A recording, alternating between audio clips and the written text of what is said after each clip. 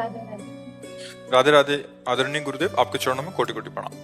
महाराज जी, मेरा मन काफी अशांत रहता है, चित्त स्थिर नहीं रहता, किसी अनिष्ट की आशंका रहती है। महाराज जी, इसका क्या उपाय? अगर सत्संग सुनाओ कभी, तो हमने कई बार कहा है, बिना भगवान के भजन के चिंता, शोक, भय, उद्विग्नता, घबराहट ये जाने वाली नहीं। भजन नहीं करोगे तो पाप कर्म बनेंगे, हम हो या आप हो।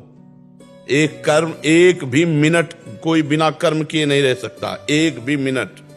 और अगर हमारा भजन और भगवान अध्यात्म से चित्त नहीं जुड़ा तो शरीर से जुड़ा है, और शरीर से जुड़ा है तो वासना से जुड़ा है, वासना से जुड़ा है तो पाप कर्म होगा, पाप कर्म होगा तो पक्का यही चलेगा, चिंता, भय, शोक, उद्विग्नता ये अंदर आएगा। आगे चलकर ये डिप्रेशन रूप रख लेता है। तो अगर हम नाम जप करें, भगवान का आश्रय ले लें, सत्संग सुने, गंदे आचरणों पर रोक लगा दें तो अभी ठीक हो जाए। लेकिन अपने लोग गंदे आचरण भरपूर करते हैं और सोचते हैं कोई जंतुर बांध दे, कोई छूछा कर दे, हमें ठीक कर दे। विश्व में कोई पैदा नहीं हुआ, विश्व में कोई पैदा नहीं, सब नौटंकी नाटक, कुछ नहीं।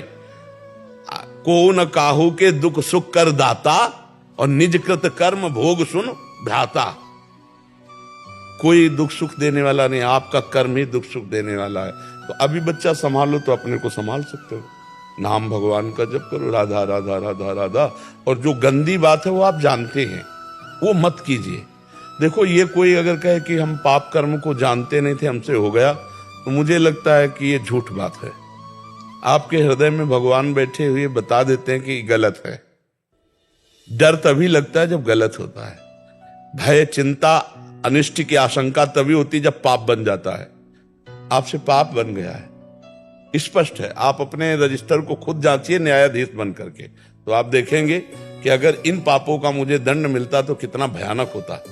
और वो पाप गुप्त हैं तो गुप्त नहीं रहेंगे, वो आपको ही जलाएंगे, वो आपको ये केवल आपका प्रश्न नहीं है, ये लाखों का प्रश्न है।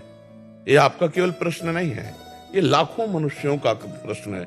सबके हृदय में चिंता, भय की आशंका, शोक, आगे की चिंता, व्यर्थ चिंतन, ये सब बना रहता है। इसी को मिटाने के लिए अध्यात्म है, बहुत प्रसन्नता हो जाएगी। हम ये कह रहे हैं, अगर चित्त भगवान में जुड़ा है, कोई भय नहीं, कोई दुख नहीं, कोई शंका नहीं। और चित्त भगवान से नहीं जुड़ा है तो करोड़ों रुपया जमा कर लो, सब व्यवस्था कर लो, फिर भी चिंता, भय, शोक इससे मुक्त नहीं हो सकती, क्योंकि मृत्यु आने वाली। सबसे भयावह दृश्य जो है कि जो कुछ हमने समेटा, इतनी मेहनत से कमाया, घर, मकान, दुकान, पुत्र, पति, सब परिवार, सब, वो एक मिनट में छुटा देगी मृत्यु। और आपको अकेला जाना है, वो भय कैसे मिटेगा? और छोटे मोटे भय तो है ही, और भय और अनिष्ट। जब मेरे इतने बड़े स्वामी प्रभु हैं तो अनिष्ट कौन है? सब पैदा हो गया जो अनिष्ट कर सकता है। अगर मेरे प्रभु का विधान है तो होके रहेगा, तो चिंतन ठीक हो जाएगा यदि भगवान की शरण में होकर नाम जप करोगे। पर यह जरूर है कि पाप कर्म करोगे तो हमारी बात पर चल नहीं सकते आप, हमारी बात को समझ नहीं सकते आप। और अगर सही ढंग से चलोगे तो बिल्कुल मस्ती छा जाएगी। इतने बड़े प्रीतम भगवान हैं हमारे, हमारा कौन अनिष्ट कर सकता है? हम क्यों चिंता करें? जब इतने बड़े स्वामी हमारे हैं तो हम चिंता क्यों करें? तो आपका भगवान से यदि संबंध भाव बन जाए कि हमारे प्रीतम, तो अनिष्ट की चिंता क्यों? कौन अनिष्ट कर सकता है? कौन अनिष्ट कर सकता है जब हमारे भगवान है? पर चिंतन खाली और पूर्व का पाप वो प्रेरित करके क्लेश देता रहता है। इसलिए नाम कीर्तन करो, नाम जप करो, सत्संग सुनो और प्रसन्न रहना सीखो। और वो प्रसन्न तभी रहा जा सकता है जब बड़े का भरोसा हो। अपना कोई बड़ा हो, खूब धनी, मानी, बलवान, सब कुछ जानने वाला, तो एक भरोसा हो जाता है ना।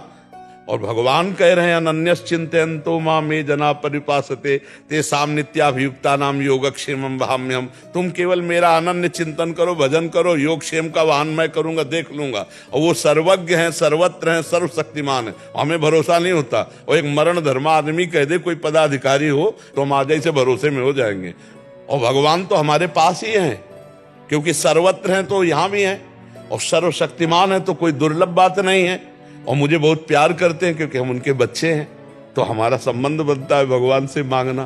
तो इसलिए भगवान से जब तक हम नहीं जुड़ेंगे तब तक हमें शांति नहीं मिलने वाली। ये आजकल जो बहुत नौटंकी नाटक माया के चल रहे हैं, न राम, न कृष्ण, न हरि, न भजन, न साधन, न कोई मतलब। और अगर सही ढंग से कि हम कह रहे हैं तुम्हारे पापों का परिणाम ही तुम्हें क्लेश देगा, तुम नाम जप करो, भगवत चिंतन करो, पापों को भस्म कर दो, भगवान का भरोसा करो, अभी आनंद आ जाएगा। इन बातों पर विश्वास कम होता है, बहुत पवित्र हृदय को होता है। कुछ जैसे श्री जी से मांगते हैं, तुरंत दिल करता है कि रिक्वेस्ट कैंसिल कर दो। तो इससे पहले बाहर से मन बना के आते हैं कि श्री जी से कुछ बोलते हैं, जब मांगते हैं फिर कहते हैं श्री जी रिक्वेस्ट कैंसिल। यही प्रेम है। जो मांग है वो देह भाव से है, और जो कैंसिल करने की बात है ये प्रेम का है। मतलब दोनों चीज चल रही है अभी, अंदर देह भाव भी है और कहीं ना कहीं प्रियाजू से अपनापन है कि प्रियाजू हम जो मांग रहे हैं हमारी मांग है, पर प्रियाजू आप इसे पूरी ना करना, क्योंकि कहीं पूरी हो जाए हम आपसे दूर हो जाए तो ठीक नहीं है।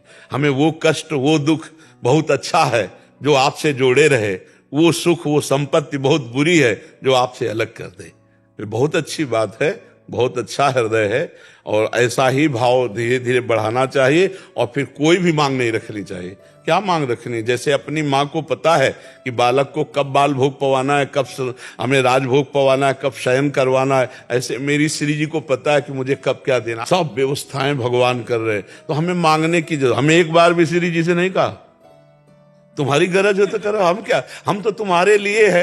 अगर भाई हमें तड़पाओगी तो राधा राधा बोलेंगे, और दवाई दोगी तो राधा राधा बोलेंगे। अब तो राधा के सिवा हमारा जीवन कुछ है नहीं। अब तुम देखो कैसे महलों में रखो, चाहे झोपड़ी में वास दो, भूखे रखो, चाहे जैसे आप छके रखो, आपका विषय है। तो हमें लगता है कि वास्तविक बात तो यह है कि मांगने की जरूरत है नहीं, और अगर मांगना ही हमें तो फिर प्रभु से ही मांगे, दूसरे से न मांगे।